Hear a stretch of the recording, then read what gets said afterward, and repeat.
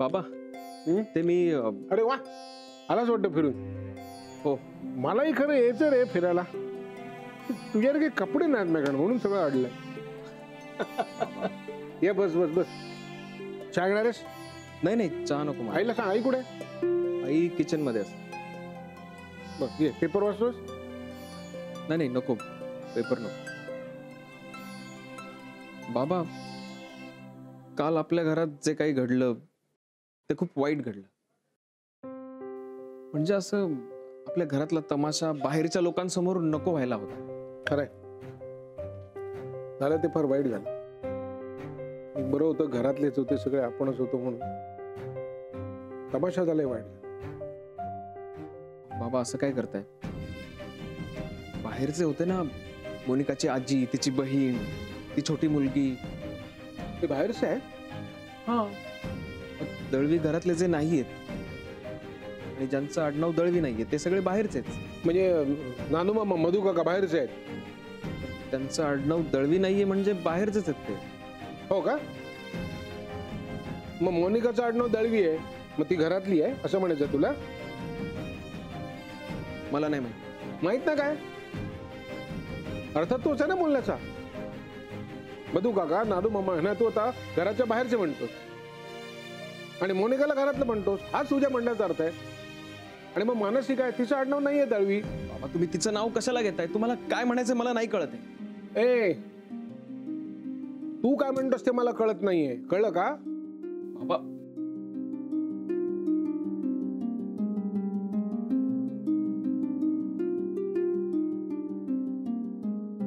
अरे कधी नीट विचार करणार आहे तू? काय करू या मुलाचं? आजी माझं कौतुक करते ते सोडा, पण काल ताईने जे केलं ना ते परत व्हायला नको. मी तुम्हाला आधीच सांगितलं होतं, ईशा लहान आहे, कशाला तिला तिकडे नेऊन मोनाच्या तोंडी द्यायचं. अहो आम्ही काय मुद्दाम तिला मोनाच्या तोंडी दिलं का? तुम्ही पण ना काहीही बोलत असता कधी कधी. आता इथे खेळायला तिला कुणी आहे का म्हणून घेऊन गेलो ना. किती छान खेळली ती तिथे. छान खेळली ते ठीक आहे, पण मोनाला घाबरली सुद्धा, त्याचं काय? खरं आहे जोबा. नाही ती इतकी लहान आहे ना, आजूबाजूला जे काही घडते ते सगळं टिपती येते. त्यामुळे तिला आपण चांगलंच दाखवायला पाहिजे, चांगलंच शिकवायला पाहिजे. तिच्या मनावर कुठलाही विपरीत परिणाम नको व्हायला. हे मात्र तुझं बरोबर आहे.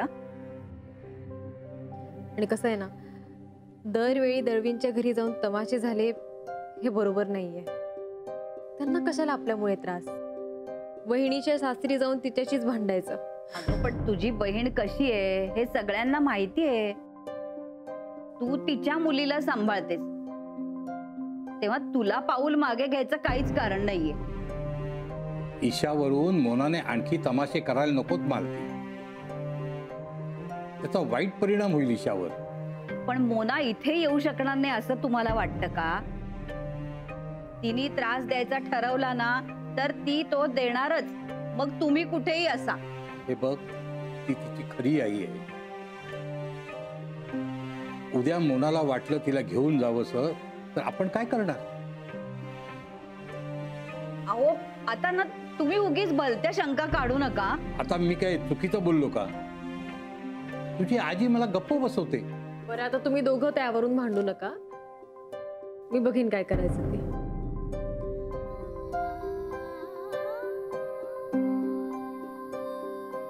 या आता मनू स्वतःचे निर्णय स्वतःच घेणार असेल तर आपल्याकडे विषय काढायला कशा पाहिजे? हे बरोबर बोललात तुम्ही. मागच्या वेळेस एक उत्तम असिस्टंट म्हणून तुम्ही एक नाव घेतलं होतं.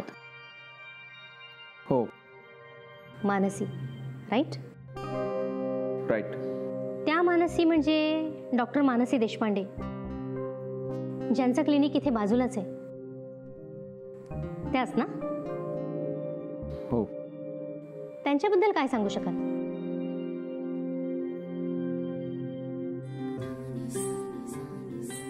का? काय झालं? मला चेहरा आठवला तिचा. आत्या तिला ओरडली ना की एवढासा चेहरा करायची ती. खूप घाबरायची आत्याच्या शिस्तीला. म्हणजे अर्थातच ती स्वतःही खूप शिस्तप्रिय आणि सिन्सिअर मुलगी. सगळं काम अगदी चोख करायची स्वतःचं. आणि जे स्वतःचं काम नाहीये ते सुद्धा स्वतःहून अंगावर घेऊन अगदी प्रेमाने करायची. हॉस्पिटलमधल्या सगळ्यांना जीव लावला होता तिने. म्हणजे अगदी प्रेमळ, साधी आणि स्मार्ट मुलगी. हो हो हो हो विक्रांत, हळू जरा, सावकाश. हो. सगळ्या पेशंट्सना ती हवी हवीशी वाटायची. स्पेशली ज्या पेशंट्सना इंजेक्शन घ्यायची भीती होती त्यांची तर ती फेवरेट होती. म्हणजे अशा अनेक पेशंट आहेत ज्या फक्त मानसीकडनंच इंजेक्शन घ्यायच्या.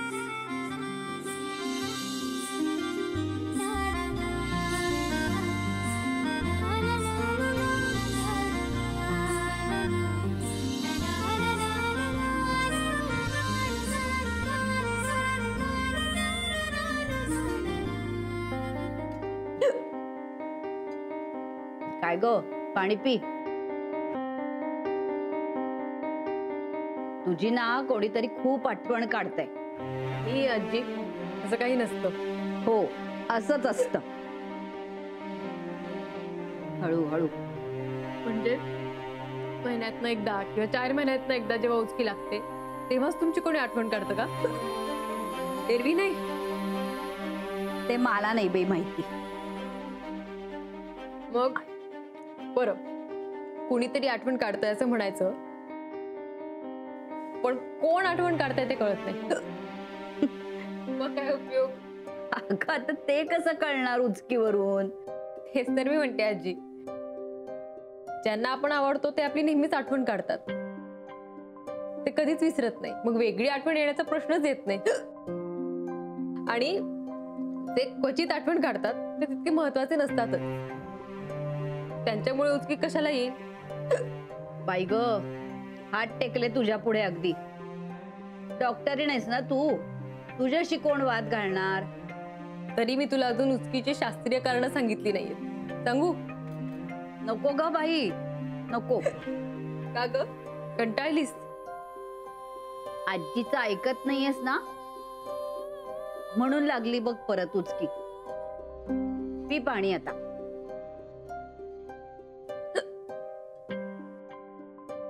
तुझी ना खरंच कोणीतरी आठवण काढताय. जी तू पण ना.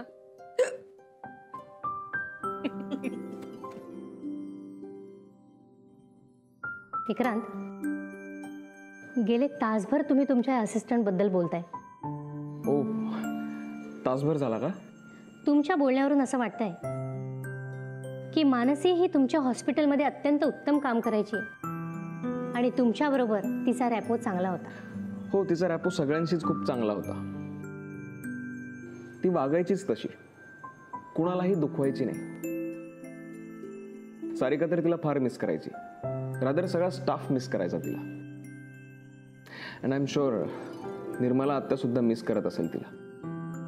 मी कदाचित चुकत असेन, पण डॉक्टर विक्रांत, मला असं वाटतंय की तुमची असिस्टंट असण्यापलीकडेही मानसीचे तुमच्या आयुष्यात एक वेगळं स्थान आहे. Am I right?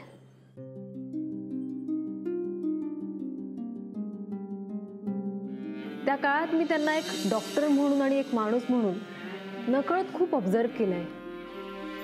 त्यामुळे अशा बऱ्याच गोष्टी आहेत ज्या त्यांचे नातेवाईक किंवा ते स्वतःही सांगू शकणार नाही, पण मी सांगू शकेन. बोला, मी बरोबर बोलते ना? तिचं तुमच्या आयुष्यात वेगळं स्थान आहे ना? बोला विक्रांत, स्पष्टपणे बोला. हे बघा, तुम्हाला माहिती आहे की तुम्ही जर मोकळेपणाने बोलला नाही तर मग आपल्या या सेशनचा काहीच उपयोग नाही. तुम्ही जर बोलला नाही तर मीच काय, पण कोणीच तुम्हाला मदत करू शकणार नाही. मी असं काहीही म्हटलेलं नाहीये डॉक्टर. नाही, तुम्ही नाही असं म्हटलं, पण तुम्ही जे काही सांगितलं मला त्यावरून मला असं वाटलं. तुम्ही एकदा विचार करून बघा, आपल्या मनाला प्रश्न विचारून बघा, तुम्हाला पटते का? नाही, मानसीचं माझ्या आयुष्यात काहीही वेगळं स्थान नाहीये. आजच्यासाठी इतकंच पुरे.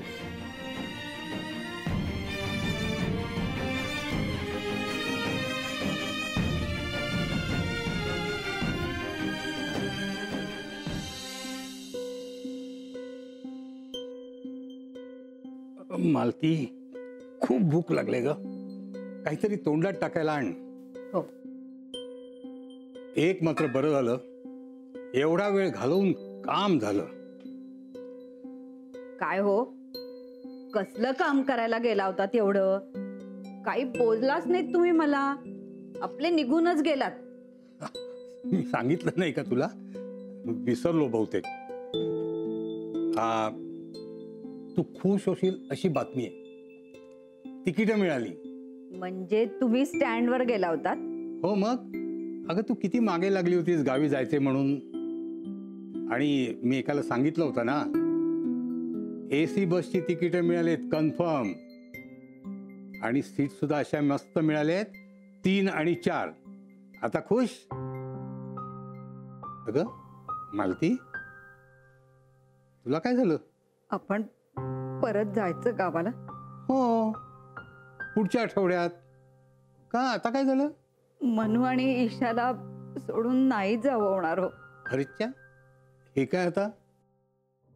अगं तुझंच चाललं होतं ना, तिथे कामं राहिली आहेत, गेलं पाहिजे लवकर.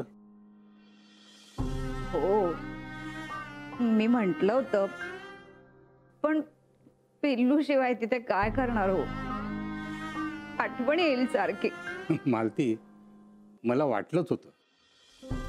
तू आधी काहीही म्हणालीस ना, तरी सुद्धा तुझा जीव त्या पिल्लांमध्ये अडकणार. इशूला सुद्धा येईल हो आपली आठवण. आपण गेल्यानंतर ती रडली आणि मनूचं नाही ऐकलं तर? पण सई आहे ना बरोबर. सई शेवटी काही झालं तरी परकी आहे हो. आणि तिचं ऑफिस आहे, तिला तिच्या काळज्या आहेत. मनू आता पूर्वीसारखी राहिलेली नाही. स्वतःचे निर्णय ती स्वतः घेते. आणि पूर्वीसारखी आपली सुद्धा गरज नाही आता तिला. हो, असं कसं म्हणता तुम्ही?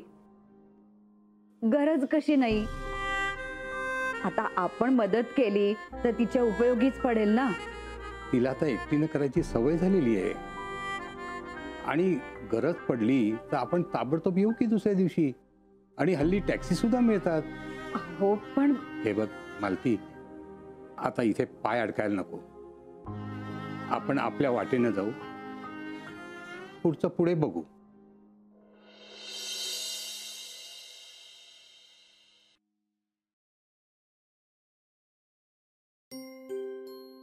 काय हा उकडता रे, हैराण झालाय जीव.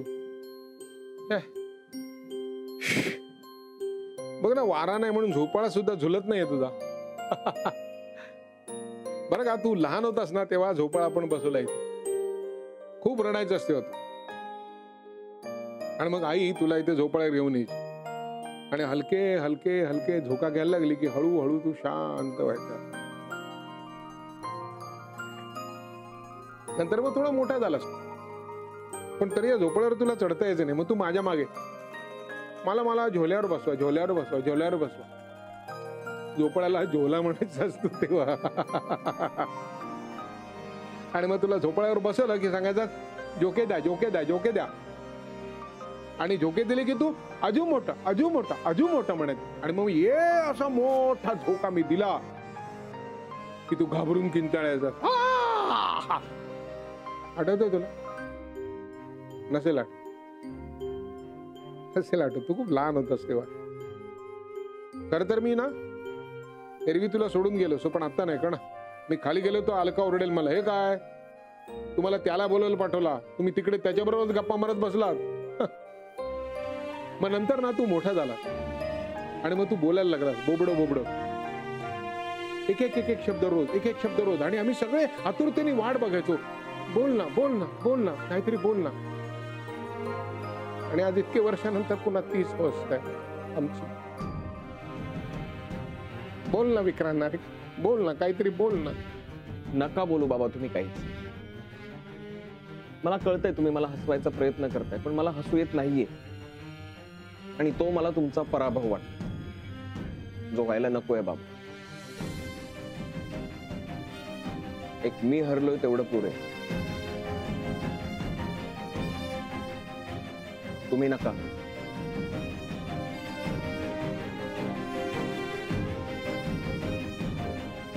अरे अरे विक्रांत, कसलं हरणं, कसलं जिंकणार रे. अरे तू जिंकलास तर आम्ही जिंकलो आणि तू हरलास तर आम्ही हरलो. बस एवढंच आहे.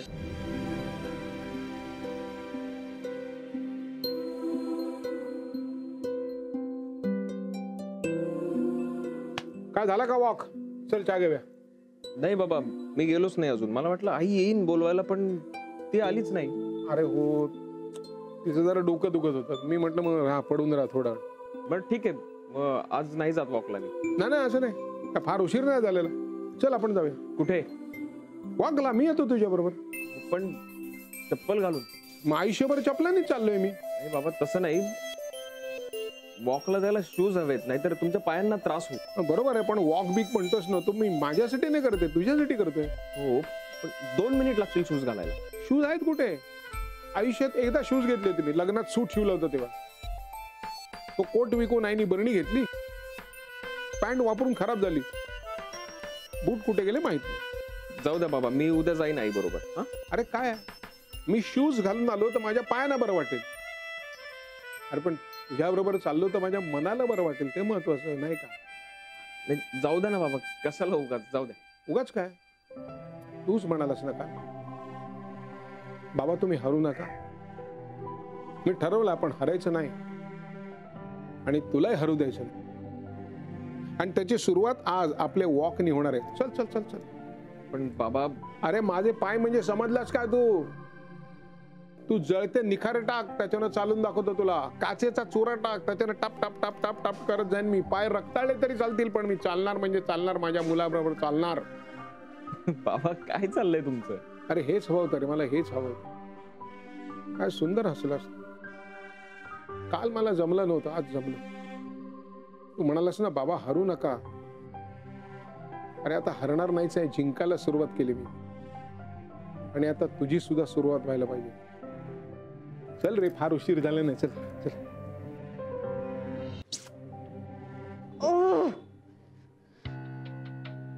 कधी कधी माझं डोकं माझ्याच डोक्यात जात. गरज होती का एवढं रिॲक्ट करायची? हा आय नो, जरा जास्तच रिॲक्ट केलं. तर काय? पण त्या मुलीला सुद्धा एवढं घाबरायची काय गरज होती? वय तर. अहो पण लहान आहे ना ती. आणि म्हणू खूप बोललीये मला.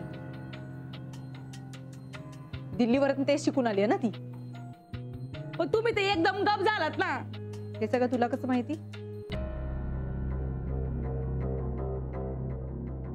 मी तिथंच होते ना माग. Shut up.